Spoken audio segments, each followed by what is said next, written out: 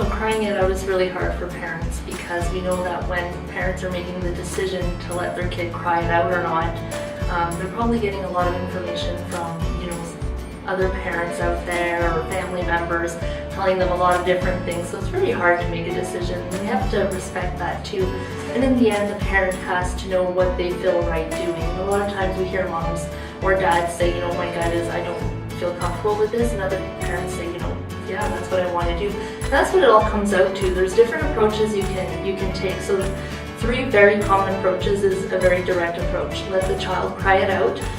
The important thing to remember though is if that's the strategy you choose to do and you want your child to cry it out, then you have to remember that you have to stick with it. If your child cries it out for an hour, you have to last that whole hour.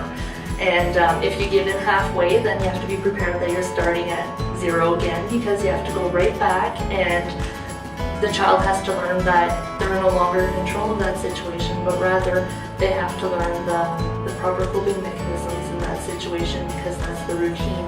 If a parent doesn't feel comfortable with that though, that I can understand, and we have to provide other alternatives. So other alternatives is maybe a less direct approach.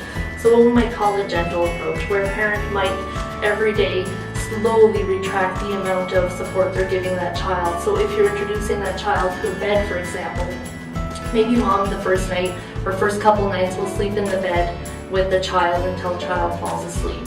Then maybe, the next couple nights you'll be sitting on the edge of the bed, and then slowly retracting your presence. So putting yourself at the edge of the room until you're out of the room, and giving that child time to adapt to that new situation.